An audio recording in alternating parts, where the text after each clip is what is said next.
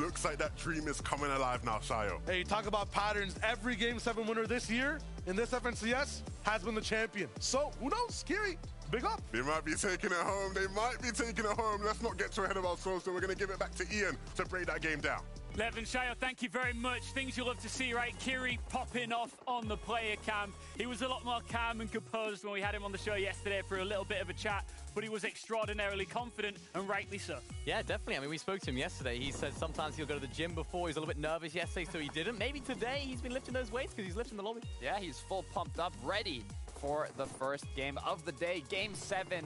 And like Shayo said, based on history, Game 7 winners went on to taking home the whole FNCS of the major, so you never really know what could happen. Do you believe in that? Do you think it could happen again? I would like to see it happen. I think this team have what it takes. We talked about them a lot going into this weekend, about how good they are, how consistent they can be when it comes to these sort of late games. And even like going into this this weekend, they had a really, really solid week number 3 in terms of the weekly qualifiers. So lots of big expectations on this team, and it was one of those teams that we didn't really speak too much on before that. Yeah, they really took height at the perfect time, too. I was looking, Cammy said it the whole game. I saw Mini Miner smiling his prediction, and then all of a sudden, the game ends. We look up. Kyrie's just up there. They take it. It is. I know we said it there, but when you get that insight, the player cam, the footage of the reaction, it just goes to show that momentum, that power it gives you, getting that first win on the board on day 2. Yeah, it's not even just the points, it's not those eliminations, it is that mental side of things, that motivation, it's that realization that, you know what, we can actually do this, we can actually push for those global championship spots, maybe even go all the way as well. Maybe, you know, it's all up to the upcoming matches, but like Minnie said, they've got the motivation, they're all fired up, and now it's just make it happen. A lot of opposition stand in their way over the next 5 games, though. So let's take a look at the standings.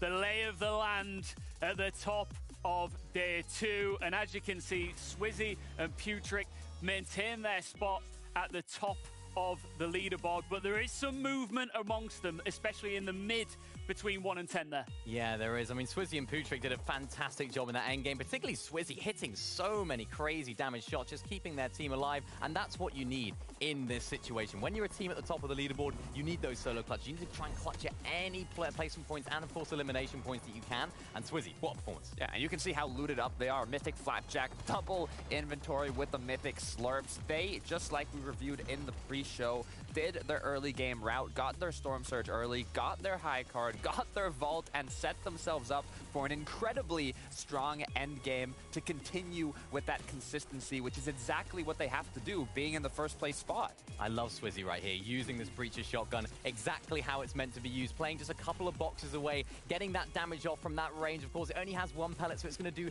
guaranteed damage, and he couldn't quite make it happen at the end, but a solid 6th place finish for that team. That's really going to get them to a good start here. Absolutely, and Chicho right in the depths of that end game. Yeah. Phenomenal performance. Yeah, I mean, a lot of changes on the mid half of this leaderboard. Even our game winners, Kiri and his duo partner, went up 21 placements. But let's look at Chicho here, a little highlight from their game. You can see legendary loadout and a legendary play style. We saw what he was capable of in those last moments. That solo clutch was looking like annihilation. Yeah, I mean, this is just something that we talk about when it comes to this duo. The consistency throughout. They haven't actually picked up a victory royale yet in these first 7 games, and that's just typical Chicho and Trulex. Even all the way back in Chapter 3 when they were landing at Rocky Reels, it just screamed consistency, and that is what we're seeing yet again. They're making these end games. Chicho doing a fantastic job. How do you that mantle elimination, absolutely beautiful. We were going crazy in the back here. And of course, second place for this duo, not a bad performance at all. They're now in second, well, they are still in second place, holding on to that placement.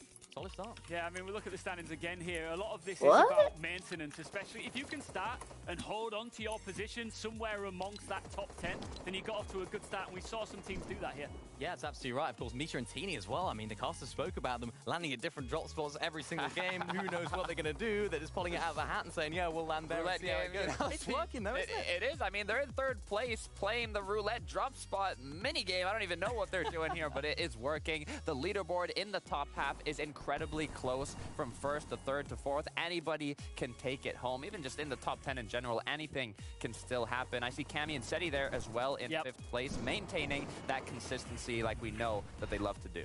Yeah, it's fantastic stuff from this duo, and I really like the way that they rotated that 9 zone. Perfectly played, dead side positioning, and they saved so many materials. Even earlier on, thinking back to that rift that they used inside of the storm, so many materials saved, not even tagged up one bit, but unfortunately we saw it right there at the end, just ran out of steam right at the very last minute. We can see Seti right here with 0 builds, just didn't have anything left in the tank, and that's where they lost hype. It's kind of that change in play style, right? We're not used to seeing them on the high ground, but now that they start doing it more, they actually took high ground incredibly early, and unfortunately ran out of materials before they could finish off the match, but still a huge first game for Cammy and Seti. That's something we haven't really seen too much from them, is that getting those high ground refreshes. We've seen them take hype, we've seen them do good from there, but it's actually converting some eliminations into refreshes so they can keep it. I want to see more from them on that front. Well, Kirian's duo, the latest Victory Royale winners, massive leapfrog, massive jump, 21 points up the leaderboard. Do you think any of the duos now a little bit lower on will be looking at them going, hey, we can get right up there if we get the business done here? Look, remember, Global Championships, 10 places today are for Globals, and some of the top 10 have already qualified. So if you're not even in the top 10 right now, you're still pushing for that Global Championship qualification spot. Yeah, I think even if you're in anywhere inside of that top 10 right now, you still have to have your eyes on that first place spot. You still have to have your eyes on as high a placement as you can possibly get, because even if you do, get into that first place spot, you're still qualified for Globals anyway, so you might as well push for the win. You might as well try and make the plays, but don't make too many risks, because of course, you don't want to still end up in that top 10. Hide on Bush, Thomas HD, where is everybody? I don't know where they are, but all I know is there's still more matches to be played out, and like we were saying, anything can happen. Anything can change. A lot of our big hitters are. Of course, that's why they're big hitters. They have the experience, and I expect some teams to be creeping back up into that top 10. I think the more experienced players that are in this lobby, I don't think any of them are stressing too much after that first game, really, right? I know that, obviously, if you set yourself in good stead after game 1, that's great, but if not, you don't need to panic too much. I mean, we saw it. You highlighted it, actually, in your little piece there at the beginning, Takara. It was actually, wasn't it Tayson and Mustache actually in 7th place at the beginning of day 2 in Major 1, so they can do it too. I'm going to put the pressure on you two really quickly. Who's taking this one? I'm keeping my word. I'm keeping my word. Hide and Bush, Mustache, they're coming back. All right, good stuff. Thank you very much, guys. As always, let's keep the bus rolling forward. It is time now to throw you into game number 8. Let's go. The EU Grand Finals continues on with firing force, and I feel like that game 1, if it's anything about what happens today, we're in for another crazy chaotic day. Yeah, I think it was good to see, though, that clearly teams have gone yesterday, figured out what was going wrong, and certain ones have found that right formula. A couple of us still need to work on things, right? But we have the games to do so, and so hopefully we start to see people pick it up. And that first game, I feel like a rift saved so many people. Is that available again in this game? Big question, because if not, we're in trouble. Infinite rifts. I feel like every 5 seconds for a period of the game, it was just rift. But that's what it is, right? Players trying to make their best rotations in. It was such a difficult zone as well. I think I doubt we get that many more difficult zones, but now that I've said that, every zone will be just like that. And confidence, dominance from so many teams, but let's rock it back for another game. Game 8 for the EU Finals. It all starts over at the Spire, game after game after game. We get to see if Pablo Wingu and Bevies are unleashed from their chains and get to just run the lobby. Yeah, I'll be real. I think Pablo Wingu and Bevies, if they just were uncon at the Spire, I think they just win Grand Yeah. so easily. Yep. Like, I think it would be like a 300-point blowout. Like, I'm not even kidding. Like, they played 2 games and they had a 50-point lead. And like, they have just looked really good this season. Like, I just think they just win Grands, realistically. I feel like Shakos and Skydivers are just plot armor for like the rest of EU. If they're not in the lobby, everyone else is in trouble. Yeah, for sure. But look, the fight will begin again. And once again, it just looks like Skydoon and Shakos just have the better drops. And so they will take Bevies down without really much of a chance for him to respond. Both of them have shotguns. It's just not much Pablo Wingu can do, yeah. That's it. I'm just wondering, like, between these players, between the 2 days, nothing really seems like it's changed so much so for Pablo and Bevies.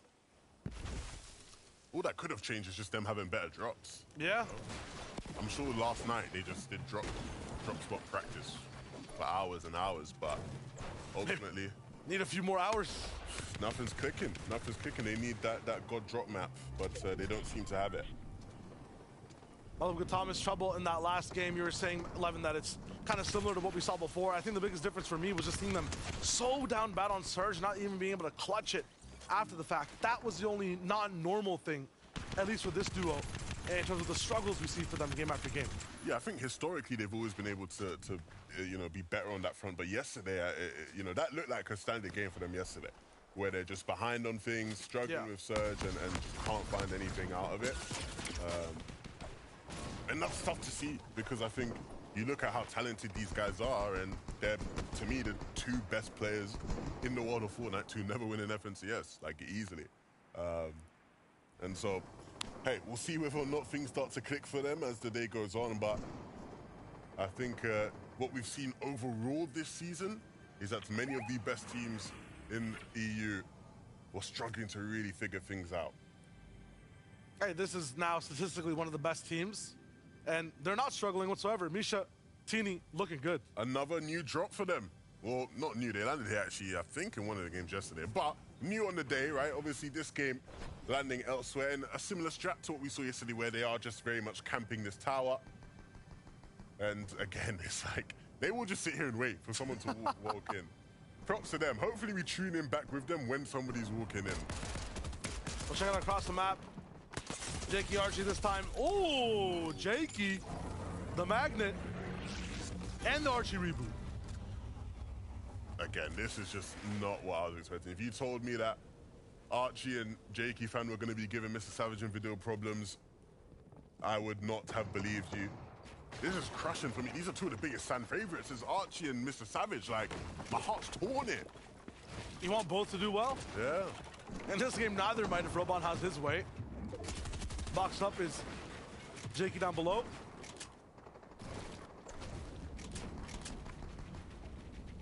This is going to be tough. Hunt down two, and Archie doing a good job of actually getting some cover fire down.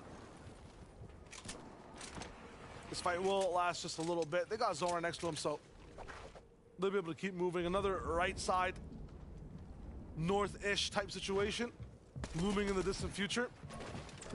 Now we're getting close to personal. Robon breaching through these walls, trying to get it done. He's gonna take him. We're on two fronts. I mean, I feel like Archie and Jakey is gonna make a move soon and hit a nice shot to at least stop the momentum these guys clearly have. I mean, they probably weren't ready and prepared for this fight, but they just have to make it happen. And a nice peek from Archie. Misses that shot though, and that will cost him. He could have maybe survived. Jakey fan went down, but if Archie had been able to make it a 1v1, there was always going to be some element of hope, but Robin and Axels get the job done, like you said they would. They are so confident in those types of fights. If you never check them, they just keep building so much momentum. You get out-pressured. There's nothing you can really do. It's really fun to watch that duo fight. Misha and Teeny, we missed the surprise jumper. No elims right now. No mats either. They're kind of all in for this strat. And if it doesn't work out, how do you bring your game back from here? I mean, there's so many teams. You saw that map update around Brutal Bastion. Loot's basically gone at this point. I still know somehow these guys are going to get, like, top 3. I think we know how, man. They're just going to fight. Like, what more can they do? They just got to fight. How do you fight with no mats? They ain't got the loot. They just got to fight. Jump in box. You know what I'm saying? Like, True. That's all they can do. Let's check out and see if their stealth roll was good. Yeah, so they did try to sneak, but apparently it didn't work, I'm guessing, because they ain't got their limbs. Let's look. He was alert. Yarko was aware. He's already had some beef with them in the past. I'm sure every building he enters now, he just knows there's a chance Misha and Teeny could be there. Gotta have anti-Misha Teeny tech. No more doors, break walls only. Break walls. Every building across the whole map, all of EU. How many doors were open? I need to see the stat. It better be 0. Yeah. Can't take any chances with those guys around you, right? Definitely. Different game entirely. I feel like every time you tune in with Swizzy and Putrick, I feel like I'm watching Chapter 2 all over again. Well, yeah, Swizzy's very familiar with the Citadel, right? He used to land here with Shimoki, and so very much should understand Surge, and I think that's been part of why they've been successful, because he does understand Surge from this area of the map. He has a good grip on it. Conversation frantically just trying to get into the next zone. They're looking to see if they can bring this day back from the shambles that was game number 1. Fight starting already. Thomas is trying to track his way through it. But no mas for now. He's gonna just hit that reset button, reload up, and try again another time.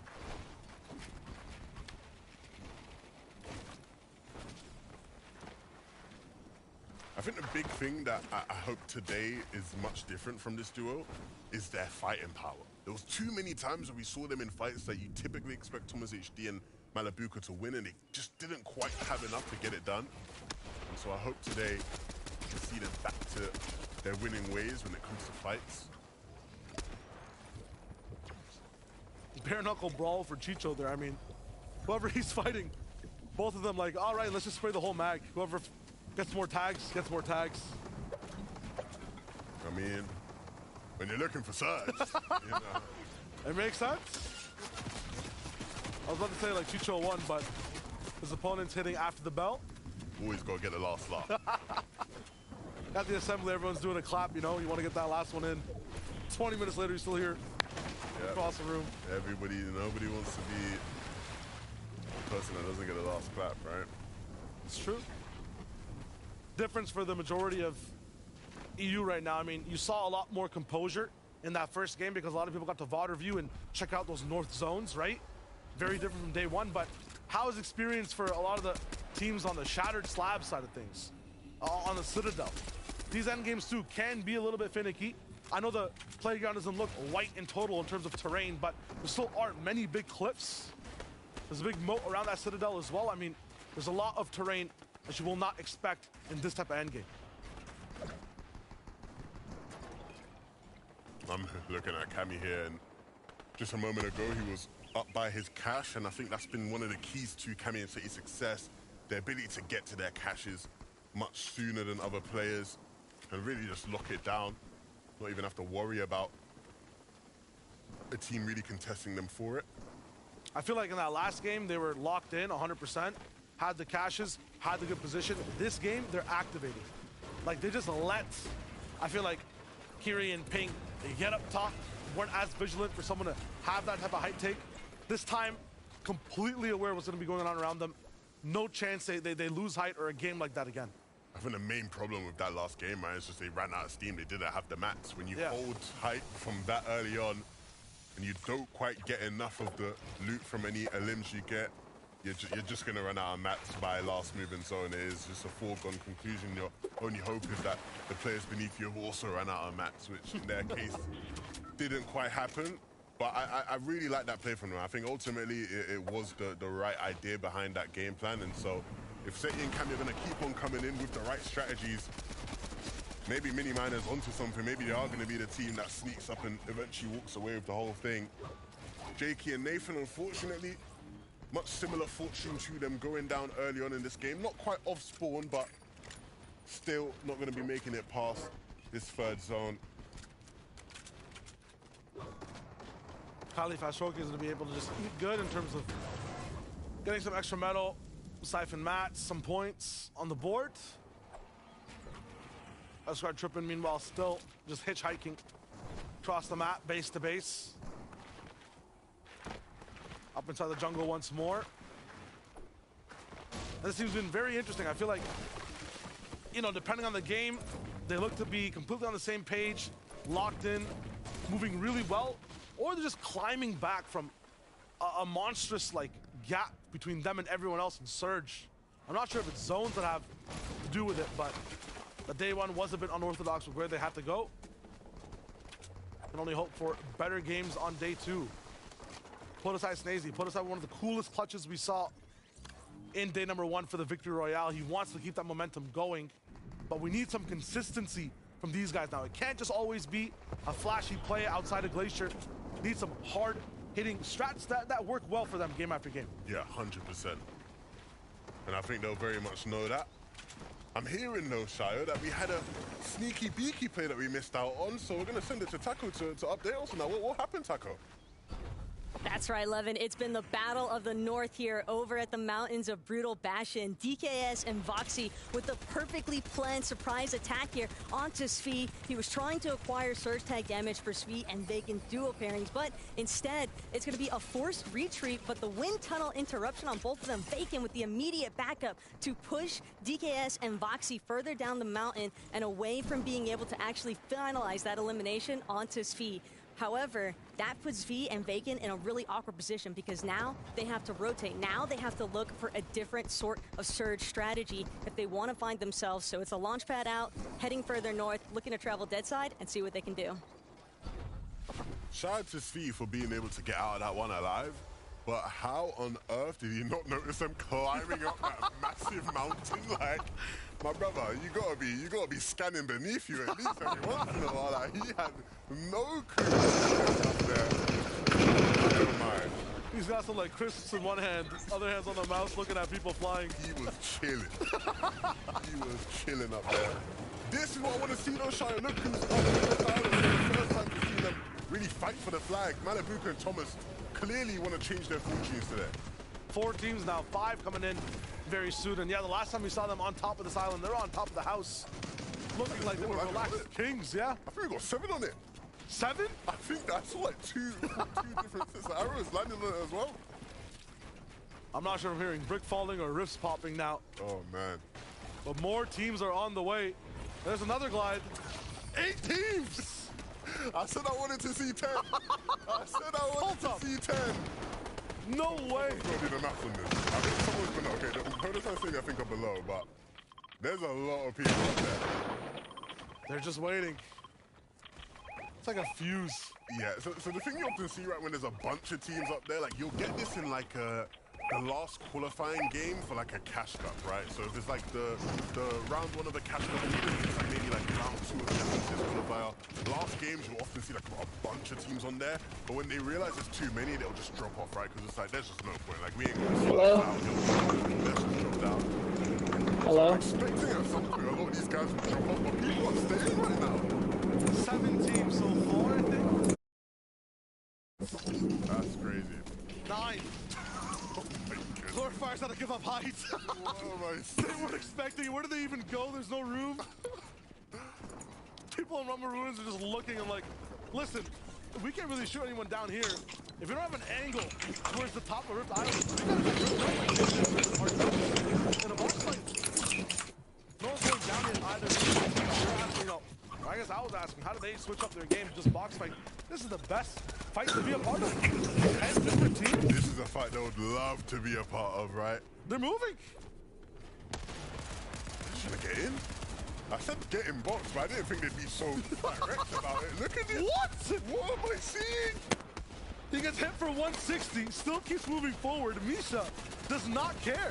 And somehow Teeny's still alive. They did this in front of 10 other teams, 4 of which are on their layer. That shouldn't be possible. Again, dropped down, but got to pop the slurp, so Misha is looking healthy. Malibuka activated too. I think that's Teeny trying to run away. Not today, not this time. And now you can see the confidence rolling through. Breacher switch up. Malibuka's looking strong. Very strong. And a big change in pace. I'll love to get the update on their surge situation, right? It looks and feels like they've done a lot more damage this game than they have in others. Misha finally getting taken out there by Blurfire and Skrill. So, yeah, their aggression finally being punished. Still, in terms of recuperating what they've invested over here on this island, you got to remember, they were the high ground team. They were about 5 stories up. They used a lot of mats to claim their spot over here. Everything you see up top is Skrill and Blur.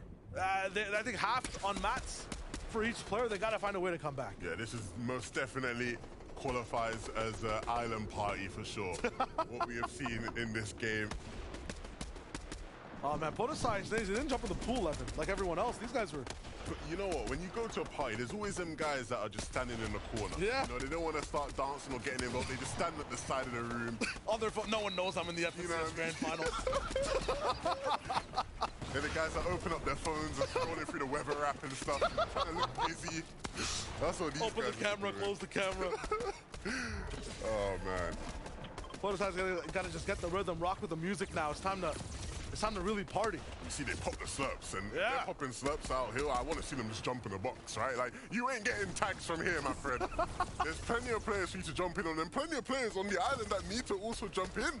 It's a win-win situation. Let's all just fight. I'm down. Here it goes. Podesai moving in. First Elam down, second takes 2 shots. Get in. That's what I want to see. 2 teams desperately needing Surge. Let's just fight. Forget all the long talk. Just fight. 2 shots, that's all it took. Basket down, now these guys are having fun. It still seems like there's 86 teams on this island. Everyone else is hiding way on edge zones. Some people below. Inside Rumble Ruins. Once again, though, I feel like confidence is back. Thomas taking long-range shots. And while everyone looks good, the rest of the lobby is still kind of activating on their own. Chulex still finding a few eliminations. And at the same time, Vico trying to climb up the ranks again. He gets his own 2. Chicho finally down, though, so they're trading back and forth on the other side of the map. Traxxer may be taking a little bit of damage from Surge. I'm not sure what it is, but he's in the box right ahead. Malibuca does hear that. He has the breacher. I mean, if he's looking confident, I feel like Malibuca pushes that fight. I mean, you'd think so. Maybe, again, just cautious and wary of how many teams are here with them. And as much as the island's been crazy, all these players rotating from the Rumble Ruin side, this is very much the congested side of the zone if you couldn't figure that out for yourself. And we're seeing the effects of it, players dancing around each other, just trying to get tags along the way, fighting along the way.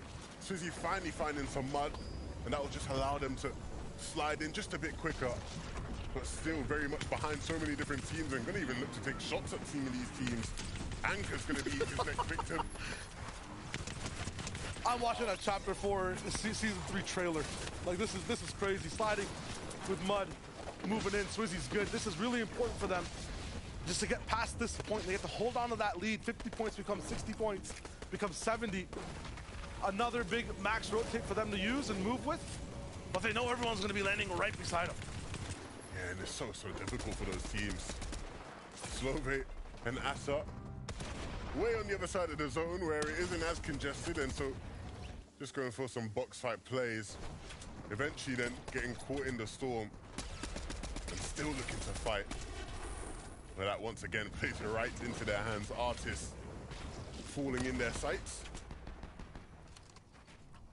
They're part of the pack that has to make that big rotate. No one's even on that left side, except for, like I said, Ikemi. I don't even need to see him, but...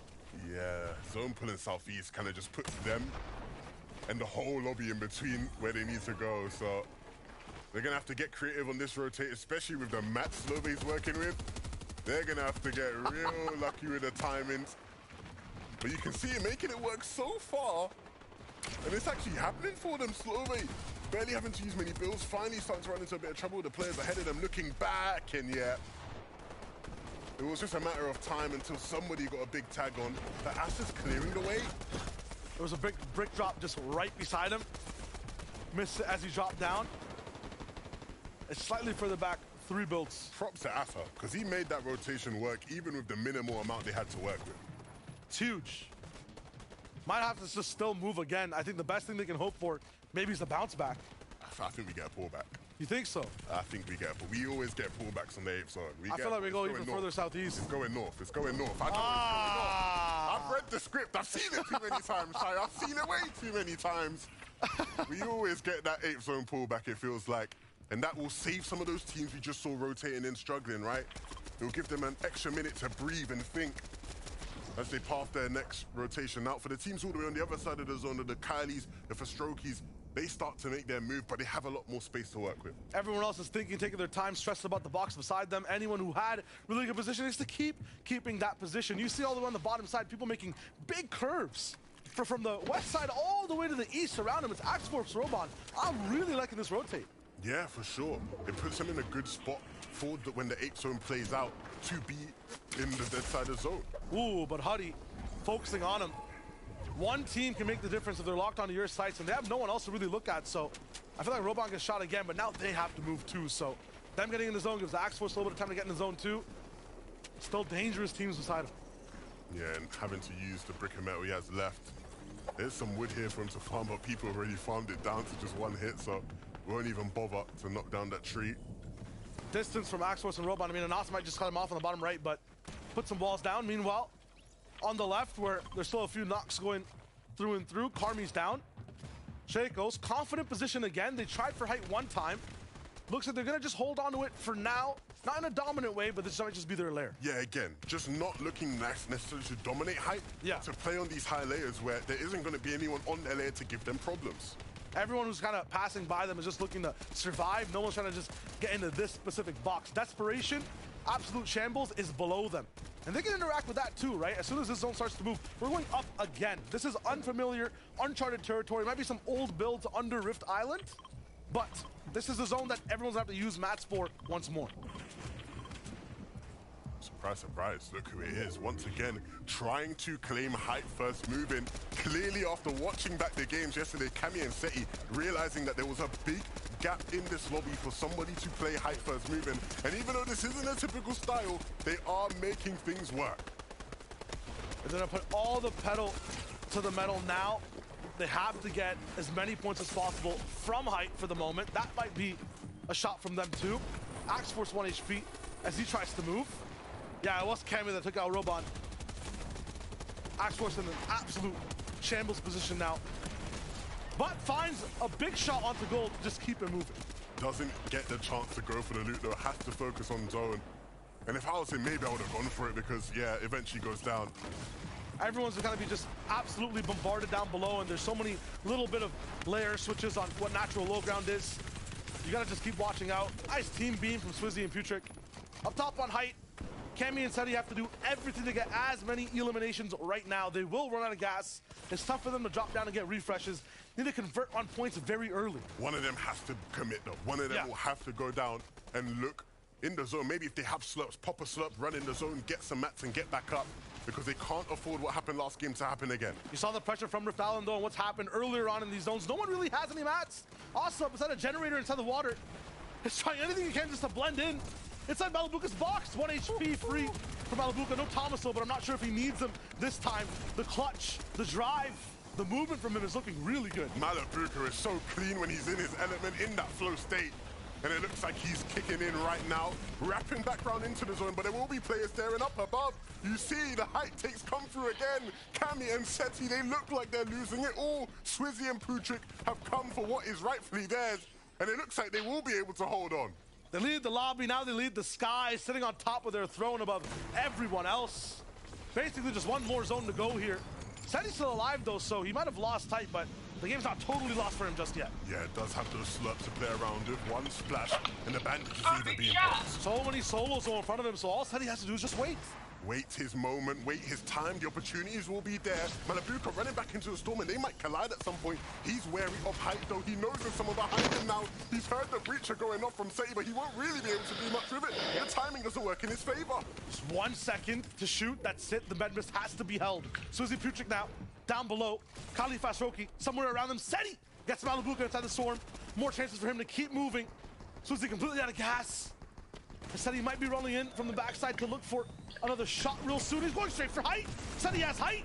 2 more mats too. Big shot from Kali though in a return, but not enough for Seti. Kali holds on at the cost of Fasroki. And now he just has to finish up the game. But look who he has to do it against. It's Swizzy and Putrick, and they're feeling mighty fine, mighty strong. This game has been so good for them. To even get to this point is just a sign of their dominance, why they've led the way. But Kylie will do his best to stop it. Takes down one, looking for the other. Big shot to Putrick. No way! Kylie will do it! The 1v2! He should never win in that situation against the leaders of the day. But Kylie is Kylie. He is him. And he wins the game. From the clouds, lightning fast decision making.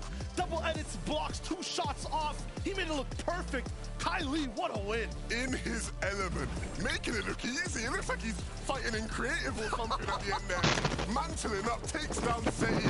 Says, I'll take that height for free. And then the final 1v2, he had them pincered in. You could see them every step of the way, and they just weren't ready for him, Shayo. Not at all. I love the block offs too. There's just no chance. And Putrick and Swizzy did everything in that moment to stay in the game. That, I think, that specific game, day 2's game 2 is the definition of survival. No one wanted to go down. And after a tragic first game for Kylie and for Strokey to come back in game number 2 and win in that kind of fashion, that says a lot about their mentality, their resilience, their heart. Stylish, fantastic, and absolute flourish there from Kylie. I want to see the reactions of everyone across the world, but specifically 3 people who are on the desk. Guys, thank you very much. Kylie, if you are putting together a new highlight reel, just put the end of that on loop over and over again. What a finish to Game 2, Mini. Yeah, fantastic finish. Just showing why we should really be looking at this duo. Because, of course, Kylie, what a solo clutch that was. Hitting huge damage shots and just blocking off other damage as well right there at the end. Perfectly played stuff. I mean, you don't often see solos going for height like that. But he did it. Excitement, confidence, domination is what we saw from Kylie in those last moments. But it's also what led up to that is the key to how he ended up securing that victory royale. Looking for height when it was the perfect moment to strike. And just like that, Kylie continued moving forwards. There's the quick high ground retake, taking a quick shot onto Seti, finishing him off, but was the most important was that 1v2 in the end. You should have seen the reactions we had from that clutch. I mean, taking down the leaders of this tournament. Kylie was not showing any nerves.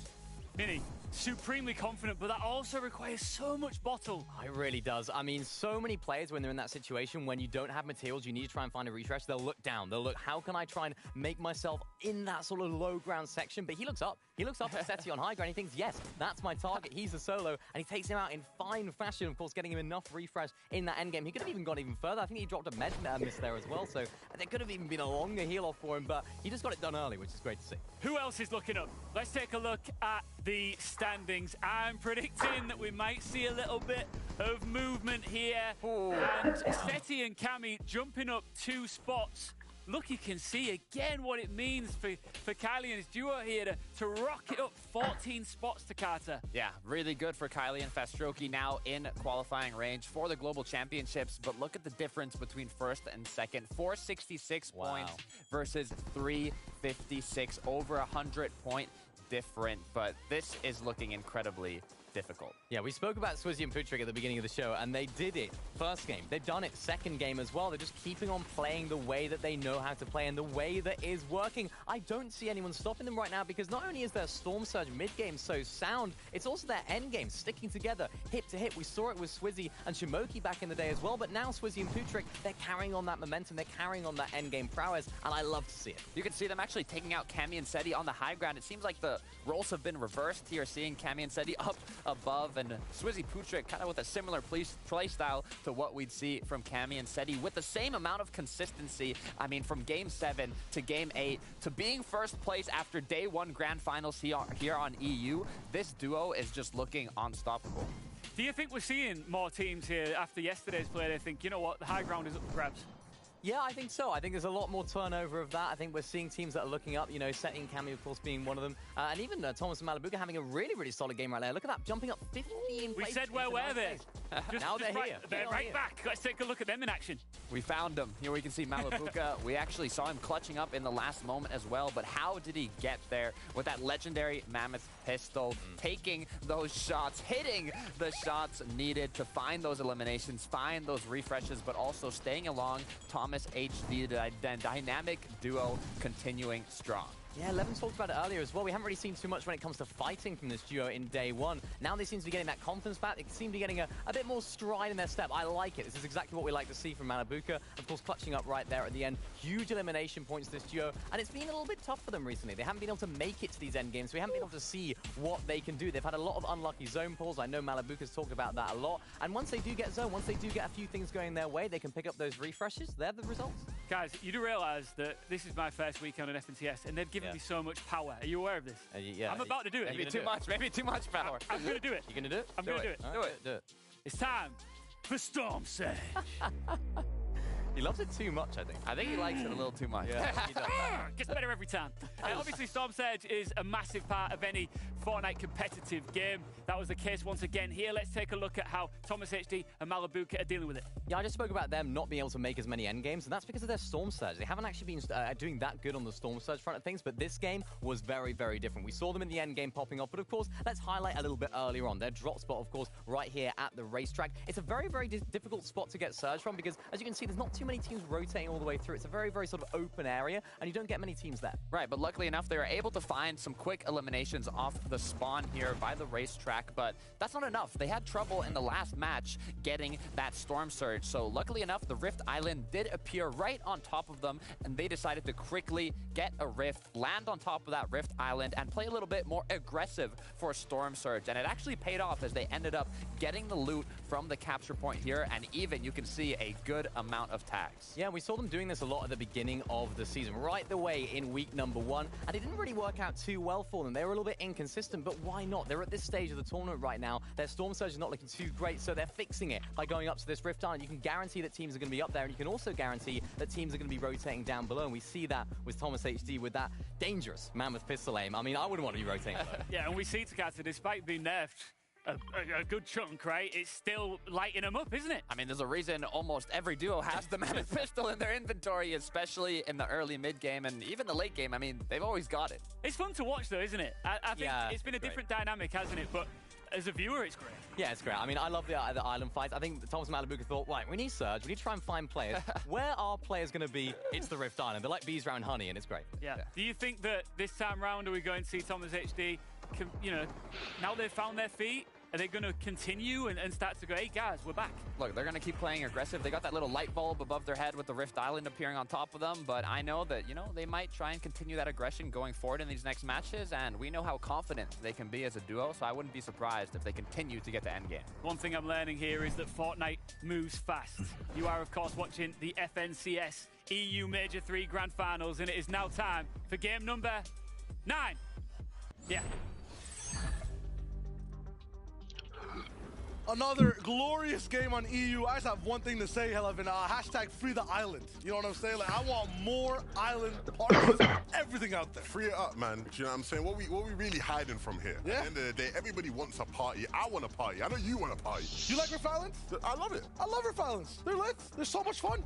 More parties then. More parties, yeah. I mean, you saw Thomas Malbuka in that instance. You saw Tini and Misha. You can't even hide anywhere on that island.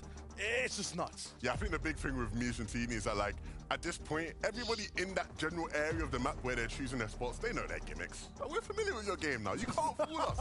Every single door, we're going to be ready and waiting for them to be hiding on the other side. And we see it cost them in that game. And it almost just sort of meant that there was a delay, a lag in their game plan where they were sort of just trying to catch up to where they used to be. No, absolutely. Towards the very end, there was even more action. Now we start over back at the beginning in game number 9. And the best part about that game was just Kylie's domain expansion. This man knew every single pixel that was moving from high ground to low and just finessed the entire last 4 eliminations. It was so much fun to watch. Tune back in though with business as usual. Honestly, business that's just chaotic now. I've seen this fight too many times. I want Pablo Bevis to switch it up, get inside that castle. That's exactly what they're gonna try to do. I don't think Pablo actually landed up top, so he goes down low. Ooh, spray in the way. 7 HP, he gets to live to see another day. Pablo Bevis might be here to play a game. Jacobs, some minis. I see a pickaxe, and yeah, does have a weapon. 2v1, Pablo low. I think they both share about almost the same amount of HP. Weapon's about to be let loose to actually go off the other side, window towards the right, and then once again, a distraction for Pablo to bring it forth on the left. They are here to play their 3rd game. Eureka! Finally! Celebrate! Pablo Wingu and Bevis finally get to play a game. And for a moment there, it didn't look like it. I thought Pablo was about to go down. When he ran straight through and Shakos Skydoom was waiting with a shotgun, I thought it was wraps. But like you say, man, it's their 3rd game they get to play, and hopefully they make it a good one. And for Pablo in that situation, never back down, never what? Never give up. Never back down, never what? Never give up. That's what I'm talking about. He didn't. Continue with the spray. I don't think this duo should either. Thomas Malabuka, one good game. That's all it takes. It's all it takes from them. One good game. Mini and Takata talking about the sort of plan for Surge and how they are approaching things now. And of course, Osborne, a bit of extra damage will certainly help. Let's go! I thought people would be familiar by now. But look who it is getting caught out for Nyan and Moneymaker. Caught asleep. Nyan, why are you opening doors? You don't open doors in EU. Come on. You don't open doors. You've got to know by now. You've got to know. Textbook 101. Merry Christmas, by the way, for them. Gonna be looking good with all that loot. Some nice presents. Flixie, Group A.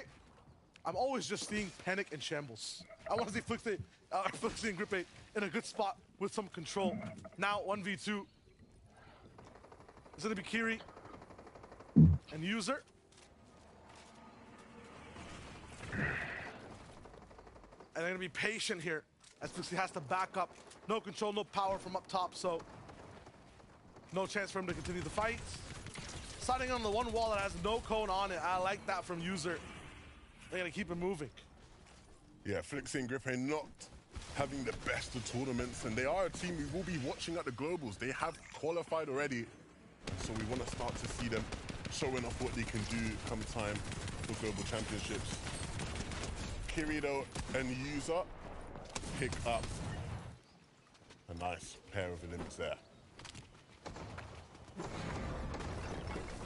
Noticing an update too, I mean, we're seeing some crazy clutches from the likes of Kylie. We're watching nice aggression and surprise, you know, door openings from Misha and Tini.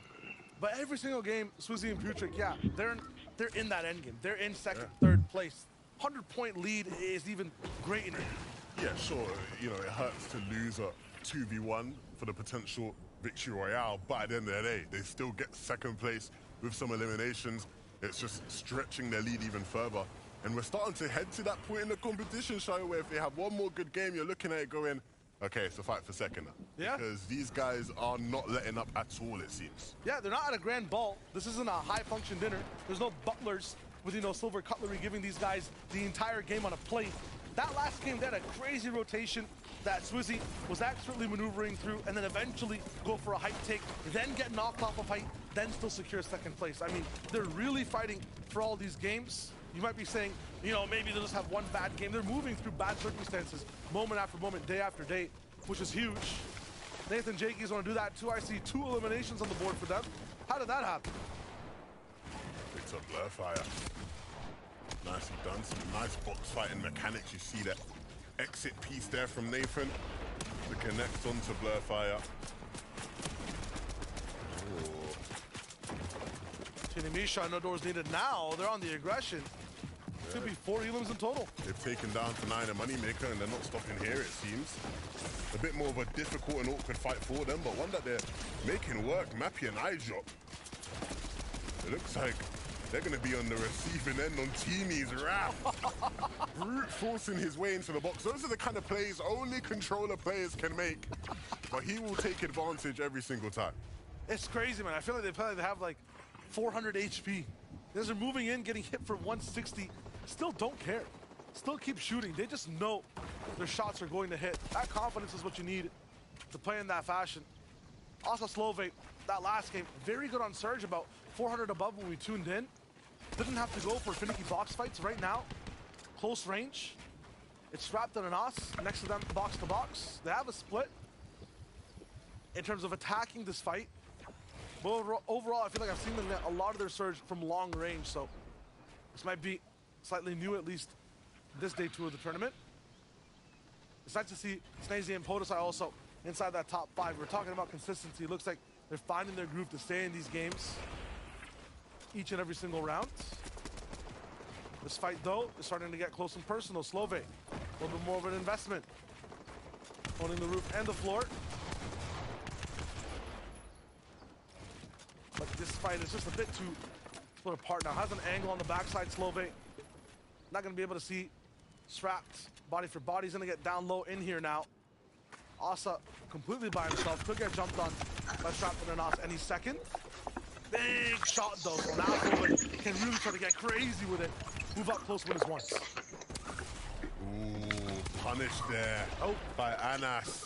He doesn't let anything slip past him. And that really does change the tide of the fight. We went from being the ones that were getting pressure to now being the ones that could really control the tempo. Looks like they'll be able to get a finish as well, yeah. Knows exactly where Slova is, so Asa's just going to dip. Doesn't want the smoke with these two.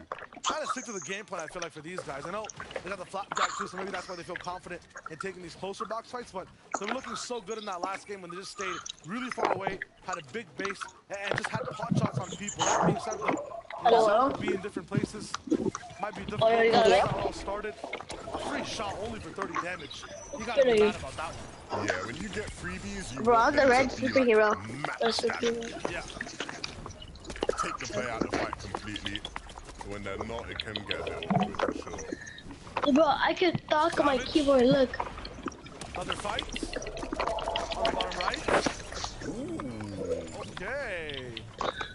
Horny. Wow. Savage, I was literally about to say Savage lost the Aces fight. Like, it was looking raps, but You didn't say? I'm glad I didn't. I looked like a hater. No hating here. Now against Lions, so everyone's back to win. 100% since day one, bro. Yeah, since day one. In the merch. I'm cold. 200 IQ, you know? That's what it's all about. It's all about. Future Tulis want to use a little bit of that smartness. Ooh, that's good. Go down a bit earlier Hey, in our last game. Ooh, let's go. Nice. That's a freebie. That's good. That's how you do freebies. Yes. Now you leave. I feel pain It's in really my good heart shot. every time I see someone lining up the perfect mammoth shot from behind. You know, they hold it for like a whole minute, just lined up, and then they miss. It's the most painful thing to me, like, in the world. So anytime you get to see it and the person hits the shot, I'm just happy. It makes me feel good. If someone's aiming in for that long, my ears deserve the shield crack sound effect. Right? If they don't get the shield crack sound effect, I am sad. 100%, man. I'm with you on that. Another cash for Thomas HD and Malabuko. Things are looking good. That loot will go a long way. The slurps will allow them to play a bit more free. What aside by himself? Nah, just for now. Controlling some space near the Citadel. Look at that lead. 110 points for Swizzy and Putrick. Leaderboard update on the top right. The catch up to this is just going to be difficult. One more game, or maybe even a VR in this one. Might be calls for Raps because they have just once again gone through so much adversity and just overcome it in the worst possible zones. I don't know what can stop that duo now. There's Pink, Vico. South side of the zone near Frenzy. Patient fights, patient fights. Yeah, this is one of those tough runs, right? When you're fighting for a cash and you're sort of trying to claim the space around it. You know, you're trying to obviously replace walls, replace stairs, cover as much ground as possible. In this case, it's probably going to be Vika that has to do a lot of that work. Pink actually getting a cone in, that's not bad. UK Ping working out for him. Typically, it's the Germans you want to really see there. Trying to claim all the walls. That's why Vika's going around all these different sides. But still, Kylie and Verstrokey, they're the ones making it happen. Two Germans better than one, I guess. Well, obviously, German Ping, I guess. They're not all German. Vika's Austrian, right? Kylie's like Turkish, maybe, or something. I don't know. They're from somewhere. They're from somewhere, you know. They're living, they have internet connection. Shut up! I'm trying to watch this. Shut up, rat boys. It be like that sometimes. Still side by side. Everyone's just kind of reeling from what's just happened. We'll tune in with Robot and tune out with the person that he was fighting, Chicho. Why did you call him a little kid when you both are? This is the team that got to see that first place at one point on day one. Now trouble again in Paradise on day two. Yeah, that's not ideal. Like, Chicho is the difference maker in this duo. When Chicho's activated, when he's alive, they are a duo that literally can make anything happen. You joining it? Being the IGL, being the leader, his job is to get Chicho to that position. With Chicho down, a lot of pressure. Hold on, let me join your pod. Down Treelex, they'll be satisfied with what they got out of it, and rightfully so. They don't really need to be hungry for more. Gotta look at exactly how that happened though, because Chicho's not one to fall privy to fights fast. It might just be, yeah, another lineup. And I like that team spray. 3 shots per player. Take out all the HP. Not even a chance for Chicho to fight back. That's just tough. Very unfortunate. But it happens. Always gonna get awareness checked in this kind of lobby. Kiri and User. Off a win, spirits are high, but points need to be gained. Right now, the objective is just get a little bit of surge. Had an interview with Kiri before any of the games started at all on EU, and you know, standard stuff he was saying. Got to make sure we stick to game plans. If things don't go right on day one, we've auto review for day two. I think the biggest difference for them in expectations is that everyone had them on their leaderboard, on their list. There's so many other duos inside of Europe as well. I have a map. I'm not sure how to read it. Taco, though, very proficient in maps, actually, in mapology. Taco, what do we got right now in EU?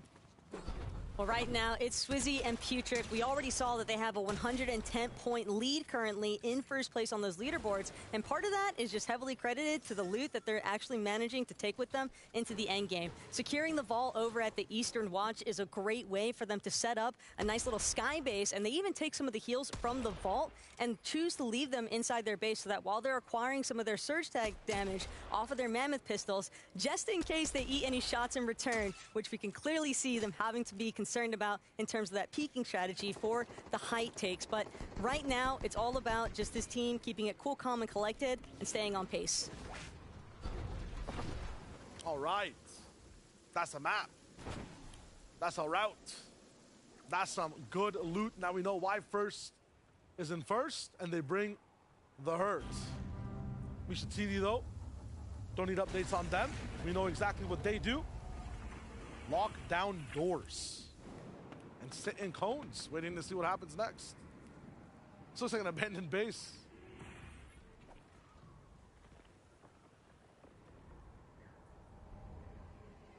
Just chilling. Absolute vibes here. Waiting for anyone to pass by. Meanwhile, across the map, Chulex by himself, still trying to get Chicho back in the game. Reboot that frenzy a possibility, but there's so many teams around. Man might just get beamed down. Yeah, getting Chicho back up in this game is looking harder and harder as the seconds pass. He's eyeing up the reboot, but he does see Pink there, dancing around it, which is making him a bit more cautious about just running in willy-nilly. Are you a no man left behind individual 11? Me and you are in the EU FNCS. Are you playing the solo game or getting me back in all costs? I'll be real, my brother. I'm out of there, bro. I'm gone. Like, you can watch me. Like, you can watch and enjoy the view, bro, but I'm gone. Especially in this kind of lobby, reboot, it's not happening. It's true. It's tough.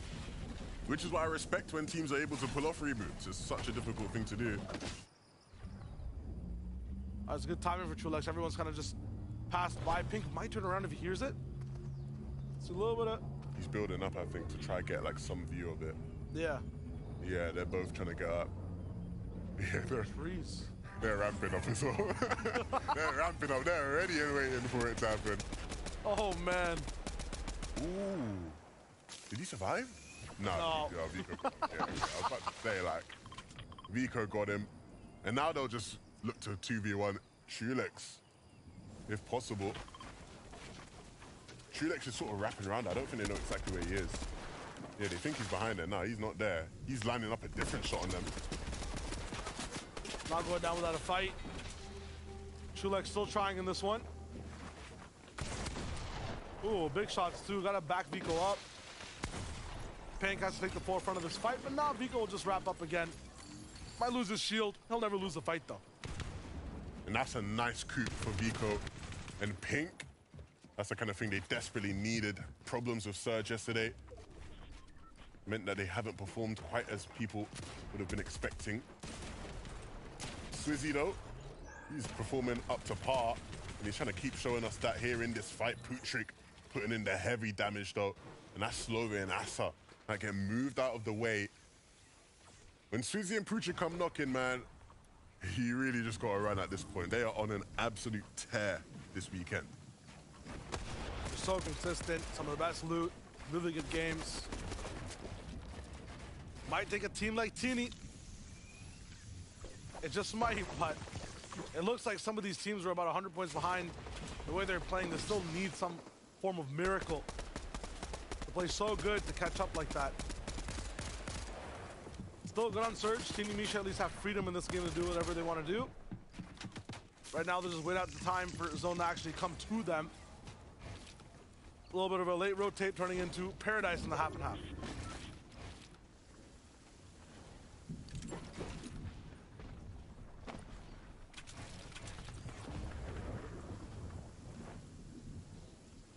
Never seen the zone cascade into a duo to this effect where, like, in the most perfect spot way in the zone, you know? Sometimes things just go your way, you know? You just have that weekend, things go your way. Yeah.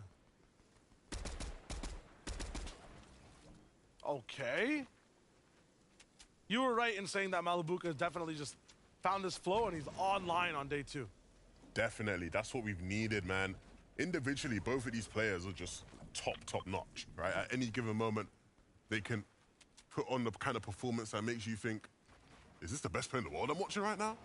And a lot of the time, you'd be correct in saying, yes, it hasn't quite been that way this weekend, but finally, Malibuka with a big showing. Abominable Axe Force. Very different from some of the games that they have total dominance and control, but I think it's just zone-based for these guys. It's not in their favor. They're just playing catch-up a lot of the time. Still, game's not over for Robon here. He can try to make it in and see what he can do from this point. Some heals still available. One box fight he could try to force or dive in. Yeah, very zone-based. You'd be right to say that. Yeah. Even last game after the winning, right? Kylie, his first tweet was, just give me the zones. Give me some more zones and I'll keep on performing.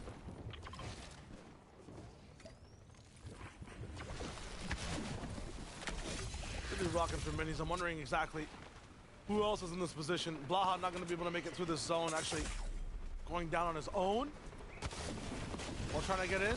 No one else even affected in that fight. Thomas HD Malibuka. I mean, I thought we looked hunky-dory watching Malibuka get a few elims here and there.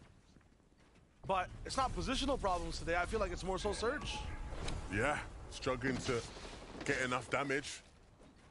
And it's not something that you would typically associate with this duo. You want to see this duo way up there in damage stats. And so being this far down at this stage in the game, they just need to make an all or nothing play.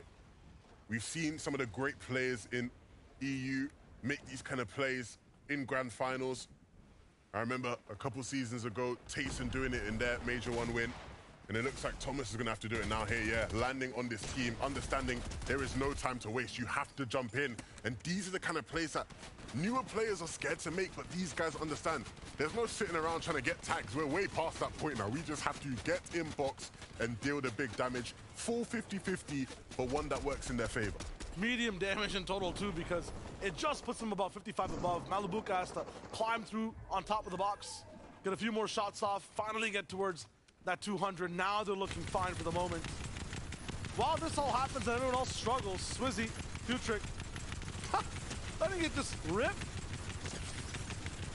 Just listen. Listen. It's still happening. Like, there's a different game for them, a different world.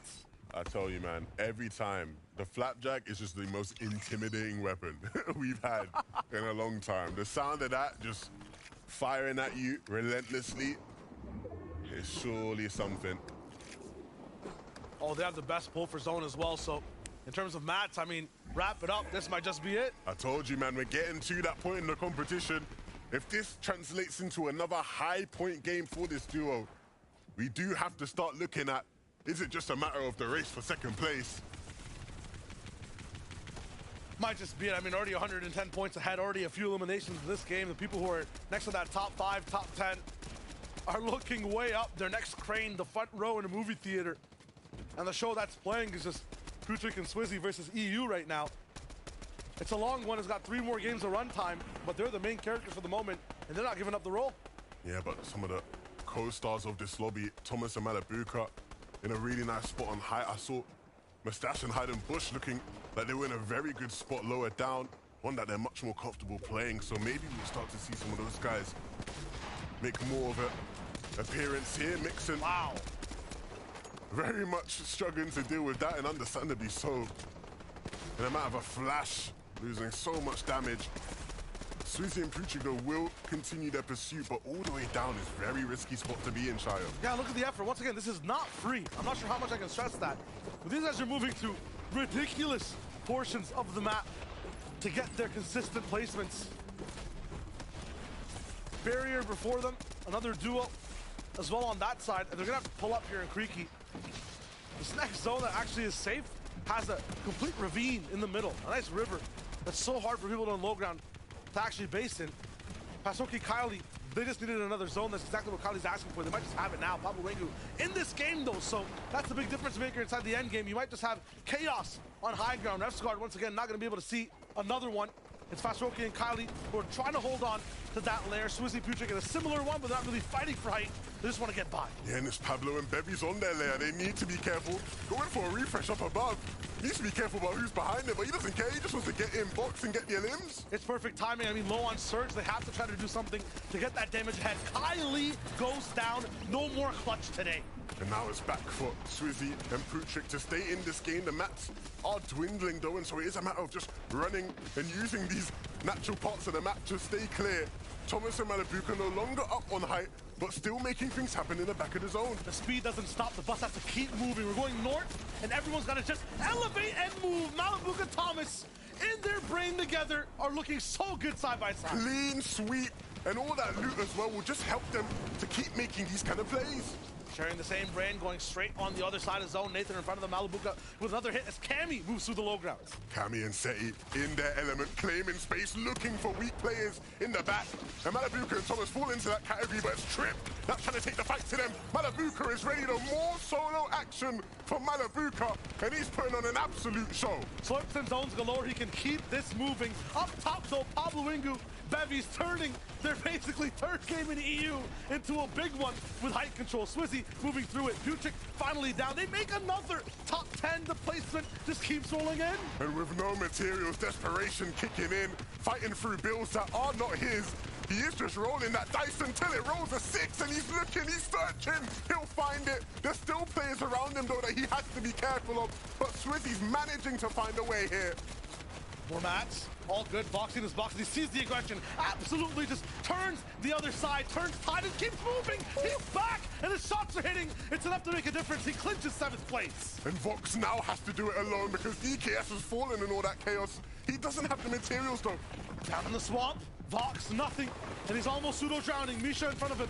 Dodge shot again. Teeny up top. He's left alone for his lonesome. Misha's a big shot, and Bevy's takes him down. Bevy's fighting 6 wars on 2 fronts. He gets so many elims. 11 for the duo, and they're not stopping. Down to Fox. Last elimination, 2v1. It's just too good. Bevy's is looking fine. Pablo with the pressure. He goes around on the right side. Big shot, but it's just a scratch on his back as he climbs to the top in game number 9. These guys are ridiculous. They've only had 3 games they've got into play, Shayo. But in the 3 games they've had, they have averaged more points than anybody else within a 3-game period. They are an absolutely unstoppable team when given the chance to play.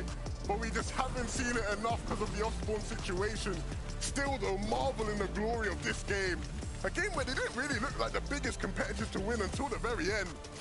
It's nuts. Grasp on EU. It's theirs if they're able to make it past that fight. This is just ridiculous. Every single duo, track, shots, never miss. A 2v1 perfectly broken down towards the end. I'm telling you, everybody in this lobby should be very thankful that Skydune and Shakos are contesting them. Because if Pablo Wingu and Bevies were uncontested, they would have won FNCS with ease. It just would have been over for everybody else. Because these 3 games, we've got to watch them play. Game 1 and Game 2 on day 1, and here now, game number 9. Unbelievable Fortnite. Different type of dominance, built different is basically, I think, their definition for this entire FNCS, but I believe there's so many more specifics to break down. We reacted to it. I want to see some more from Ian and the guys on desk. Chai 11, you're right, there's still so much to get tucked into here, but we are halfway through day 2 of the grand finals. Pablo and Bevies popping off big time.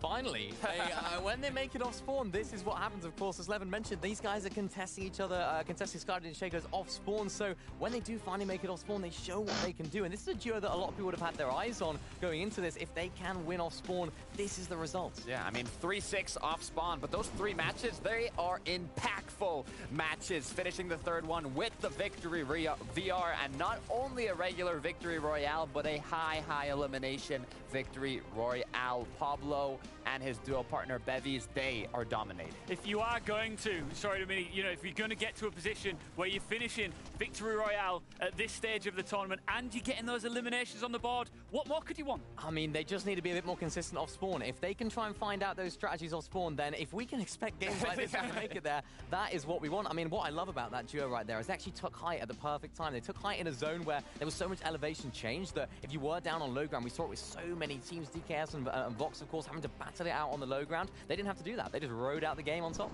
I got a feeling you guys want to see the standings right now. Yes, please. That's the back. Yep, all right. Let's take a look at the standings because we're getting to crunch time now, let's be honest, with 3 games remaining. Swizzy and Putrick still sitting pretty. Such a nice little gap in there for them as well, between them and second place, of course. But movement once again. Bevies with a huge 15 jump. It's impressive. 15 placement jump into the top 10, but still the leaders, the GOATs of this EU Grand Finals, Swizzy and Putrick. 539 points. We broke down their early game strategy, but it's more than just that. You can see how dominant they are in the later half of these matches, making use of those mythic weapons, of the mythic slurp juices, and their play style to just consistently get high placements in the late game and maintain that #1 spot. That's exactly what we like to see from this duo. They are playing so well at the moment. At the beginning of the show, remember when I said get a dictionary and look up the word consistency?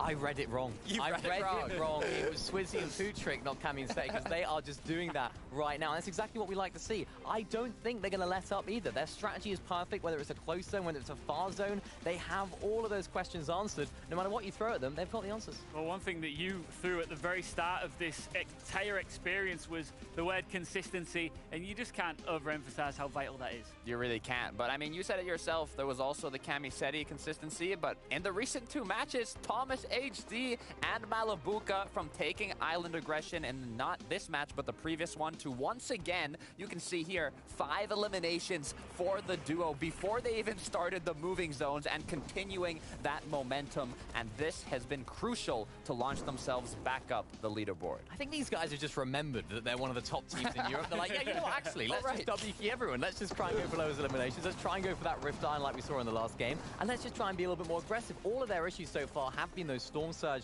sort of situations for them and going down at those sort of moving zones. But they seem to be solving all of those issues with these eliminations right now. This is the sort of Malabuka and Thomas that we want to see. And hopefully they can continue that in these last 3 games. Yeah, I hope so as well. Listen, we need to bring on a halftime show interviewee, and it is one of your favorite in the community. Please join me in welcoming the one and only Reese Hove. Hello. Reese, how you doing, brother? You all right? I am fantastic. All the better for seeing you 3. I mean, not many, of course, but like the rest of you. Reese, you're joining us at a pivotal time, and I know that you've been, I'm following you on Twitter, X, whatever you call it, and I'm seeing you keep a close eye on everything that's going down. What are your immediate thoughts going into the latter stages now? I mean, I'm impressed in all honesty because, you know, you look at the names who are at the top and you're not necessarily thinking these are the people who were predicting to win, like Putrick and Swizzy. Like, who had them at the top of your list? And if you say you didn't. Like, I know you're lying. I heard Levin say it already. So for them, like, they've just put in such a solid strategy, such good practice, and it's clearly paying off for them as well. Yeah, great to see you too, Reese. How you doing? Hope you're well. I'm great. I think we've seen so much change, so much unexpected stuff happen. What's been the one moment for you that's been like, wow, I was not expecting this at all? I mean, I would just say, if you're saying one moment, I would just say straight up, just like Tina and Misha's entire existence in this lobby, you know? I think, like, their entire game plan is something that you would only see in this chapter, right? It's like, they go from mid-game objective, like, trying to rat around on some, like, other team, to their combat cache, to another mid-game objective, to then to the loot island, to the other mid-game objective. Like, if they don't get one, they go to the next, then they go to the next. So I think that's, like, definitely been the standout moment as something that would literally only happen in, like, chapter 4. I love it. Now, Reese, you told us a bit of the unexpected. I know that on Twitter you like getting key moment breakdowns of what happened during the matches, but if you had to make a prediction to what is going to happen in Game 10, what do you think it's going to be? I mean, I think we're going to see, again, consistency from Swizzy Putrick. I think we're going to see guys like Kami and Seti play for height, play more aggressive, go for win, because realistically, like, him and those two, alongside, like, Thomas HD and Malabuka, are the guys who are now, like, ramping up on day 2, right? They're so far down the leaderboard for where they want to be, which is first place, that they've upped the aggression in terms of making a little bit riskier plays, going for Loot Island, going for high. So I predict that we're going to see the exact same thing from those two kind of teams, and then Swizzy and Putrick just keep that consistency throughout. Reese, everybody who likes Fortnite already follows you and knows where you are, but just in case they don't, where can we find you? Resub on all socials, in particular YouTube. Like, come on, that's the good one. All right, Reese, just for the record, it's never nice for me to see Minimania either. So thank you so much for joining us and enjoy the rest of the show, all right? Thanks for having me. Cheers. Love you. Bye. It's always nice to get that extra analysis from big brains who love this game. I don't know when he's sleeping, because I know he's keeping tabs on NA and everything else in between, and it's nice insight, right? Yeah, it really is. I mean, he makes a great point, of course, about Misha and Misha. I'm doing it. Reese has got it in me now. Teeny and Misha. This resub guy. No, but it is. It's great to see them sort of landing around it. But they're like dropping around in different locations and just intercepting teams' loot paths, which is what's getting them above the surge. Is this my teammate? All their match from. They're just letting all the other teams do all the hard work. I mean, literally every game, basically, they've switched up their drop stuff. We see them just, sitting on a chair inside of a house, waiting patiently for their opponents to walk in, and they're getting it done. I can't really believe this, but it is time for our next game. We are flying through this Grand Finals weekend. 11 and Shire waiting in the wings to guide you through game number 10. Let's have it. Let me go to the side. It's still not letting me. Game number 10. I mean, if it's anything like the last 3, I am gone. It is done for me. I mean, this is just nuts, Levin. Every single game, a brand new thing, the most consistent. Putrick and Swizzy up top. Yeah, you can't call it. I think the thing I look forward to now as these games start to wrap up is, can we see more from Pablo, Ringo and Bevies? Can they win off spawn? Because we know if they do win off spawn, we are going to get a shot. Absolutely. So everyone else in EU is just praying that Shaco Skydune hold these guys in, lock them down, because if not, we're in big trouble. Yeah, very, very big trouble if these guys get a chance to play out the game. Of course, as well, seeing Misha and Teeny roaming all around the map to all those different objectives is certainly a bunch of fun as well. So let's just hop right back into it, right? Who wants to wait? Not me. I want to jump right back in. And as we jump in, I think what we'll see first, of course, as we do every game, is that battle at the secluded spire. Who's got the better drops this game? Going to the spire. It looks like Papa Wingo's slightly a little bit higher than both players on the sides. No spawns up top. Down below, just a bandage. This is where it gets interesting. Oh, no spawns. Unfortunate. Chest. There we go. SMG going straight through and down. Bevies, low HP, but I think he just has that nice little 1v2 situation. Nope, it's just a 1-for-1 afterwards. Spraying the box, 13 HP. Shakos has to go down. This looks like it's Pablo Wingus. It should be good. Not really chasing just yet. Yeah. Do not speak too soon, Shayo. Shakos nothing left in the tank in terms of mats. The maneuverability is good though. Pablo making sure what's up. I was about to say that's not his wall. It's over. Ooh, HP check. Okay, it's almost up to full, but that looked too close. That looked very close, Shayo. But that's good news for me and for you and for the lovely people watching, because we get another game of Pablo Ringo and Bevies trying to push themselves, push the boundaries of what can be done in F. And yes, they are somehow, after only getting a chance to play 3 games, in the top 10. That I don't think is heard of, right? In general, like in this caliber type of lobby, I don't remember the last time any team was like that. Pablo Ringo though, it's not for freebies. Saw this once. Saw this once yesterday. It was actually Shakos that fell to it. The late sky jump invasion, and Pablo's not gonna be inside this game. Akira, sky jump, run it back. I know I said I wanted someone in the lobby to not let this happen, but I didn't think someone was gonna actually take me up on that. Akira and sky jump. The console legends have come in and just said, nah, Pablo Ringo and Bevies, enough. We can't allow you to do this no more. And that is heartbreaking for Pablo and Bevies, because there's not many opportunities they get to actually play out a game from Secluded Spire. They don't win that off-ball battle often. And now the one time they have, all down the drain, back to the lobby for both the secluded teams. 2 different filters they have to pass, and then they have They to done, bro. really try to play that end game. There's Rift Island situations that end up happening as well, for all people included. I mean, the variables over at Spire make it seem like it's not even worth it for both teams to land. But if you try to give it up completely, then one team has such an advantage and ends up having a big leg up inside the FNCS. And sometimes that vault doesn't even end up spawning in. The NPC not available. So many different variables still. A top 10 for an insane team in terms of Pablo Ingu and Bevies. Meanwhile, more fights break out across as Composure seems to be going out the back door in EU. What the Everyone electing frick, for these dude? classy box fights. What the Kiri, frick up, bro? comms active, shots Slappy. being taken at the right times, but not really being hit back and forth by either team. Pressure now as these two play defense, but one edit will make all the difference. We're looking for shots again. Not many builds on Kiri's side, so he's looking to get aggressive and turn the tides of this fight soon. It's a tough one, right? Because he doesn't really have many builds to put around him, so it's going to have to be putting that shotgun to use soon. And I think he knows that. That's why he's going for these different shots where he can.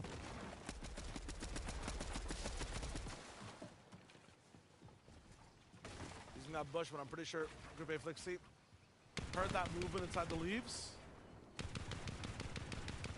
Shooting builds again. Ammo trader for materials, and they have so much to use of it. In terms of a war of attrition, these guys have already won a long time ago. Robot up against Archie. I'm pretty sure we're going to be seeing a replay of that at some point, but they get hunted down again. And those games that Robot actually picks them up, he does a little bit better on Surge overall, and they get to move on with their game super fast. I think that before the first zone even starts to fully close in is huge for them. Mass looking good. Savage was also a part of some of the things that were happening earlier in the game. Him and Vidil having a little bit of a rocky start to day number 2. Second time's the chart on the edit, and then after that, 4th shot confirms the elimination. Good job for him as this fight totally breaks out, and I can't believe what I'm seeing. There's just no way. You have mad advantage by the thousands in terms of multiplication, and you still get absolutely bombarded by Kiri and Yuzu. I'm telling you, they are not to be messed with. Kiri and Yuzu are in a losing situation there and somehow managed to win. That is what great teams can do, and these guys are certainly on the pathway to being considered a great team. Paper beating scissors is not something you see too often, but it's so much fun to watch. Atini and Misha, I'm not sure what type of material they are, but I like watching them. I'm a fan. First duo with different drops in more than half their games in Grand Finals history. There's something. There has to be a good reason. It's working. Yeah. Strat's working. And again, like Resub was saying in that interview, this is the only chapter where it's been fully viable as a strat because of the objectives, right? Like, not having a set POI, it seems almost ludicrous from just a Fortnite perspective. Anyone that's played Fortnite in any chapter, any season, you think, we gotta have a drop spot. That's the whole point of the game. What do you mean? You know, that's where we dropping, boys. Like, that's the meme, you know? Like, that, you know, that's the game. But ultimately, these guys have Oh, what the frick, sort of dude? circumvented that by going, hold on a minute, we have all these different objectives throughout the game that just give you me, dude. easy Why the loot, frick and did not you? just easy loot, It's some on of the the floor best there, loot. dude. And it is working. Chill. I do remember, though, they're not the first team to fully do it, because I remember Art, Skill, and Teacher did it last chapter. Oh, but what I guess the they didn't frick, do it bro? for all their games, according to that stat, Oh, at least. So nice. that's interesting. But I do remember a team trying it, just obviously not doing as well as how Misha and Tini are doing. Even if there was another team doing it completely, even more frequently than them, you're right in the fact that in terms of viability this season, it is absolutely Why you totally guys feasible camping, bro? Stop for this strat camping, to work. dude. Based completely on objectives, as you said. Bro, The this- Oxcades, their thing. Again, you know, it makes me start to get really excited for global championships, just because one thing we often see with some of the sort of teams from different regions, right? EU and NA are sort of those big name teams that will try to dominate the lobby and really you know, claim their spots and claim their positions, and people often respect that. And if you are maybe a team from, you know, Brazil or OCE or Asia or Middle East, sometimes it can be intimidating maybe to contest a Tayson or off-spawn, right? That kind of team. But if you know you can play in this way where you're just hopping objective to objective, now all of a sudden, all that it depends on is your skill level, your talent level, which a lot of the time will be more on par, especially in an in-person LAN environment. So, look, Misha and Tini might inspire some big plays that we eventually see at the Global Championships, and that in itself is super, super exciting. Trendsetters. And hopefully objectives stay all the way till that point too, so that it is viable. It will just get taken out for globals now that I've said that.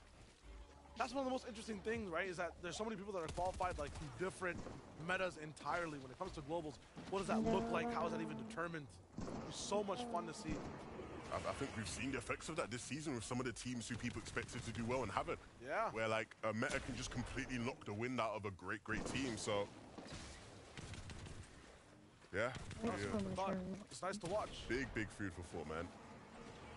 Is it because you can clearly see the, you know, the ramifications of trying to fight for a drop spot, being so talented just within this season with what's going on at the Spire, right?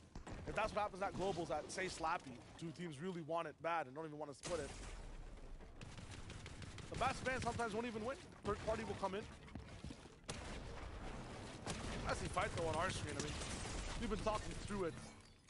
Not even the Hide on Bush Big Pump Classic is enough to bail him out this time. Yeah, we've seen Hide on Bush in those kind of situations win out at times. That is just part of what makes him so great. But in this case, him and Mustache weren't ready for Diok's arcade. Yeah. The sneaky plays, man, they're the ones that get ya. And so Mustache completely taken out of the fight, and then a 1v2 not gonna work out. Almost though, yeah, a big shot there at the end, Hide on Bush, but too much to handle. Quick maths, 190 is bigger than 164, so Diox wins. Hellfire Nebs, for me, I think, just personally, I expected so much more. Same. Right? Like you're looking at, I think it was Qual 2 and 3, the way they controlled the lobby, even in game 1 of day 1, going downwards from Creaky. It might just be, you know, the mud and being able to escape the craziness and unpredictability of these north side zones. Well, when it's a summer zone on the south side, I feel like these guys do so much better, and we just have not seen enough of that inside this EU finals. Yeah, for sure. I think they're definitely one of the teams that fell victim to, as this lobby increased in difficulty with surge and timing of rotations, they sort of got lost in that. And it sort of doesn't allow them, right? If you put them in a position where they are 5-5-5, good materials, good surge, then they're gonna cook, right? But they're struggling to get to that point in end games. Hey, put me in a situation with 5-5-5 materials, good surge, in a good position. I'll cook too, man. You're not cooking, no. I'm cooking, bro. You ain't cooking. There's no way. Nada. He hasn't been around before the Blackheart Cup, you know? Before we had events that you can't track. Brothers So I talking can say about what I want. tournaments from back when people didn't even use cones, bruv. I'm just saying. Talking about the ancient times. So you're talking about back when Vivid was playing comp, man. Come on, man. Let's get serious here, man. I was really taking an L in this one. That's not even on the region. Oh, I love man. Vivid. He knows I love it. It's fine. Look, if you want to watch Vivid do his thing, NA will be after this. Day 1 of NA was super exciting. Canada and Ages were going crazy. A lot of fun on that region, so be sure to hang out after EU's done to watch that. Can't wait for all these players to be able to play together. That'll be the funnest of times. Right now, they still have to get by this situation, which is just the difficulty of EU Grand Finals. No matter what zone it is, there's always something brand new. And you've been seeing, especially towards the end game, how much people really just want to stick around, stay in and do their thing. Thermal Fish for SETI. Not seeing much on it just yet. But these guys will take their time getting to the next zone. They have that rift to use too. We keep tracking through the blue. Tini and Misha waiting for something. Maybe it's a Nos waiting for them this time. They're really trying to force this fight. Okay, side by side. I just love it. How every single time we see them fight, they're back to back. This man is slap slurping or slap slashing him on the left instead of helping with the fight. That's crazy. I've never seen so much confidence in your friend to just be like, yeah, keep going, man. You got this. That is the kind of teammate everybody needs. I'm just going to stand here and fight. You just splash me while I fight. That is I love that. That's one of my favorite things I've seen this guy. Wow. Oh, the tracking on that on Tini too as he tries to leave the Citadel. Stopping him in his tracks. His heel's gone now. That's Putrick. Watching him walk by. I mean, these guys are so stoic, poised. I feel like it just mentally on a different level to everyone else in the way they approach this game. Nothing can phase him. Yeah? You know what I mean? It's like he's seen it all. He's been there, done that. He's like, yeah, it's just another day. It's just a championship Sunday. What's that? That's every day for me. I am just a champion. That's how he feels at heart. Yeah, I mean, so many people in the grounds to try to be that type of champion. Takada, the expert of the podium. What do we have cooking right now? We got a lot cooking, Shayo. Thomas HD, Malabuka, you saw they were almost 400 damage above Surge, and in the first 2 games, they were having a lot of trouble with Surge. So what did they change up? You can see Malabuka quickly using those hollow keys to get that Breacher shotgun, but instantly, once they finish their loot path, they continue to rotate out and look for those Surge locations, basing up in positions that they're not usually basing up at, constantly looking for opportunities, even making use of the natural mobility, the mud, to continue rotating quickly, going for their combat cache, looking for all the new angles possible to continue getting that Storm Surge, and like we saw, it is working. Man, Takada has a nicest smile, bro. You just gotta love it. That info too, you know exactly where Thomas is coming from. It's gonna be sick to see exactly how they keep it going. Chulex, Chicho didn't have as much inside of the house as to how their game started, but they're also 450 damage above. Cool to see the story of Thomas though, right, Levin? Yeah, man, I'm rooting for those guys, man. I want to see the curse broken, so the better they do, it doesn't look like it's going to happen. We'll see, man. You know, just a few more games still left. They got some chances back half of day 2. Golden Anchor, I think we had a little bit of a piece on them on the pre-show. That's what they could do, where they need to be, and based on what I saw on day number 1, we're doing really good at going back and forth with a few teams. Yeah, Mini broke down sort of how they were able to traverse really tough rotations, right? The kind of rotations where you're going all the way to the other side of the map from where you land. And so they've shown that they could do it yesterday. Today, a far zone will be one that they're familiar with. Try to keep running on that.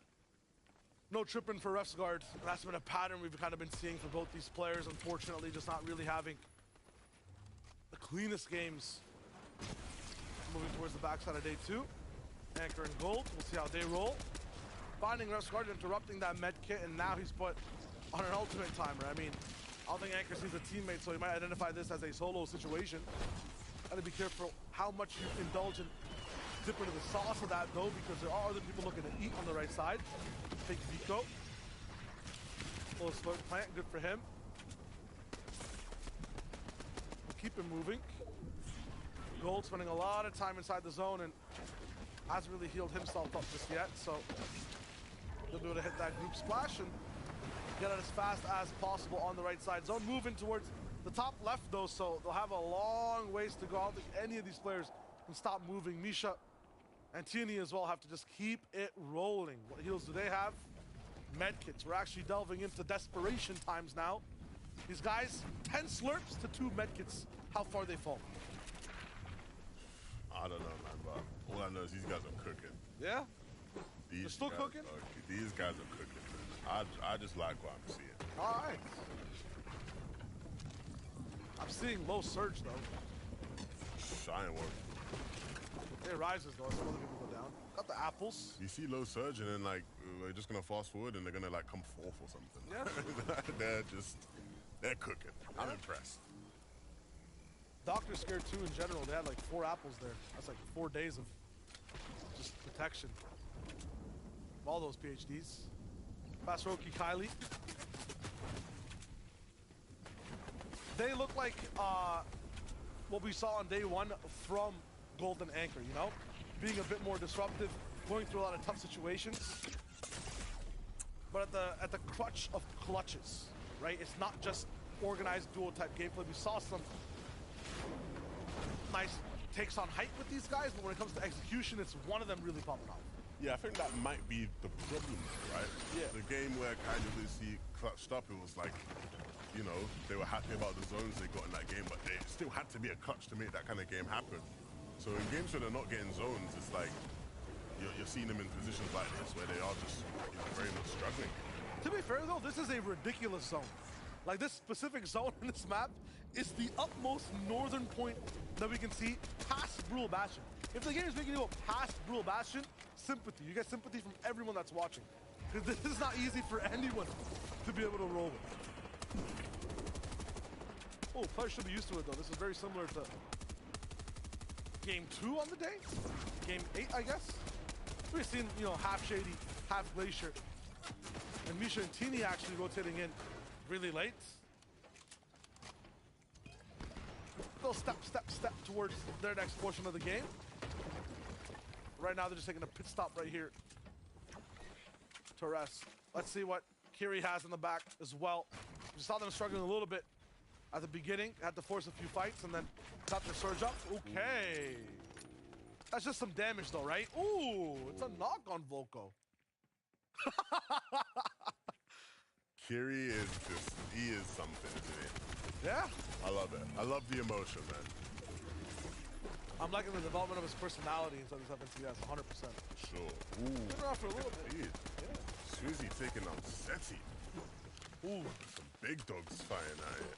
In terms of who has height now in the very beginning, that'll be up for grabs. That's full Elam. Maybe just a knock. We'll see if he's going to be able to get back up. Cammy's running there. We just saw Cammy right in front of us. Rotating in front of Swizzy and... Yeah, so it looks like it is just going to be a Cammy solo game for this one, but if we're being quite frank, what he's got to work with in this endgame is not the most fruitful, to say the least, so we'll see what Cammy can cook up. It's not even an end game. This is like a game end in terms of the zone. You need like a squad to be able to make it past this one. It's just tough. Inside the ravine, you see chaos. Inside, or just around Swizzy and Putrick. They're in the eye of the hurricane as everyone else forces a fight. That zone pool is a savior as well. For all these guys that are beneath the glacier, it means that they do not have to worry about spending the last few mats they have to try and get up. I mean, all these guys who are down here are still bad on Surge though, so they're using these mats to fight. Teeny gets a lot of damage done here and gets a nice little refresh on a lot of his wood. This is what I was talking about, man. They'll be down on Surge or low on Surge, and then boom, 300, 400 up, looking in the best position in the game. There's no cost for them though, right? If Thomas is in that position, he loses Malibuka. If Cammy's in that position as he is in this game, Seti goes down, right? Refsguard rotating, bad on Surge, Tripper goes away. Misha, Teeny are always up side by side. They find a way to stick with each other through these games, and that is not easy at all. We know what it is. One guy's a shooter, other's a splasher. Right now it's time for them to synergize. Swizzy, Putrick, we're in the middle of all of this. Now they have to move. It feels like they make it impossible for themselves every time on rotation on purpose. Maybe just to warm up, to get active. Now they're going, all muddy, sliding up these ramps, and they make it look perfect. That is a very difficult rotation, done just flawlessly. Yeah, and even maybe looking potentially to go back down as the zone opens up more towards the south of Shady Stilts. But look who it is that falls. It's Putrick that gets caught up in that rotation, and so it leaves Swizzy to his own devices. Thomas, he's not really been able to find much room as a solo here, and eventually gets flushed out the lobby. But Swizzy really has a chance to cook as a solo with what he's working with. Materials are looking good. He's got some HP to play around in the zone with if he needs to, and the weaponry is always going to be on point for this duo. Looking really good in this position. Meanwhile, the rest of the server still active in their fights. Vico picking up 2. Total Moneymaker also goes down. Got to focus almost on the ground though, as more teams have to elevate. Chicho, Trulex, both alive. That's a good sign. They're together now. Very good sign. Because when they are together in these games, Shayo, magic always seems to happen. And Chico doing a very good job of blocking this back there. Needs to start catching up though with Trulex as he's just sprinted forward. Ooh, Swizzy down. Yeah. Kiri activated. That is huge because Kiri needs to be doing everything to start recouping points, catching up where possible.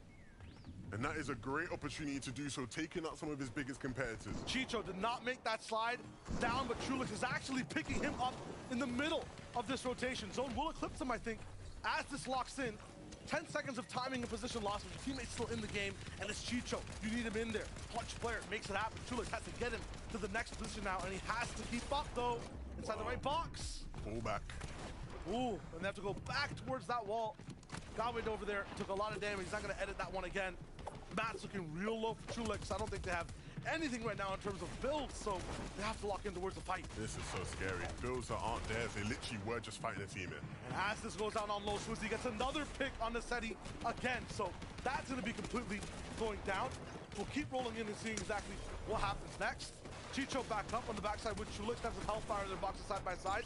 Kiri up front in a very good spot. Clownski rolls at the sky. Yeah, and it's going to be an easy time up there for them. They're not really going to get much vision onto players beneath to be able to get the enemies they want. So it's all about holding on, making sure there's nobody there to take height from them. It's going to be tricky though, because it's just getting higher and higher as the ground drops lower. So Clownski and Grove, as you said, will have such less interactions with everyone. I don't even think elims are possible from this high of a layer. So Grove starts to go down. Kiri and his duo user are looking up though. They are playing on them higher layers. And finally now starting to find their feet in this game. A refresh there in the zone. And now trying to top their way back in. They spot Hellfire running in. And they're going to try to put an end to his game. Full catching up. Everyone is so far behind zone. If you don't have splashes, you're going to go down. Kiri going by a wall. Double edit to reset. And then gets past the two. He's working against his own teammate in this situation. And still landing shots. Clutch situation for Kiri though. On the right side, taking beam, still landing big hits on the corny, but he gets that down. And this is where Pink and Vika want to be. They're the ones that gatekeep the zone, but now getting stuck beneath, running out of mats as well. And it's all about the players above them who have it. Clown and Grows, an easy game where no one's really contested them. And so they can just now sit down and spray as much as they can. Pink still in this game. Hellfire trying to run in after he lost Nebs.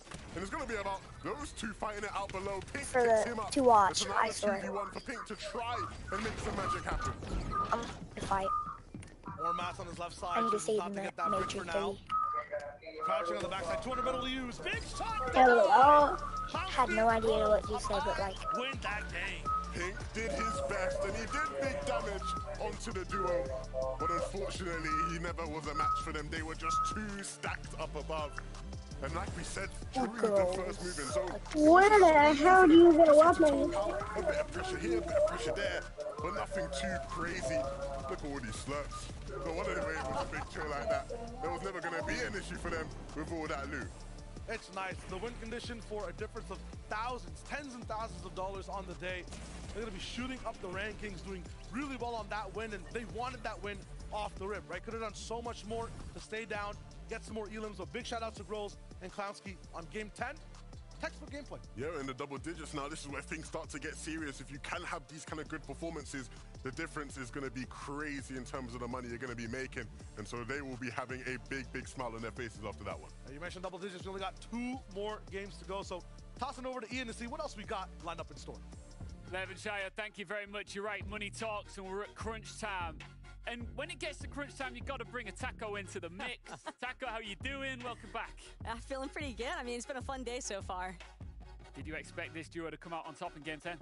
After seeing what they did with the height overtake, yeah, that was just an excellent height advantage that they played out entirely, and not really a whole lot that the rest of the lobby could do. We've seen so many teams getting suppressed in those lower layers. Yeah, we did. It was Vox and DKS all the way up on height. They got chopped, and it was a perfect high ground retake. Had a really good time because, of course, they had so many of those slurp juices. They're just able just to expend those and, of course, expend the materials that they had as well. This is just absolutely perfect stuff. Using, of course, those flapjack rifles just keep applying that pressure down below. I mean, look at his ammo. He has so much he can just keep raining on down. And the other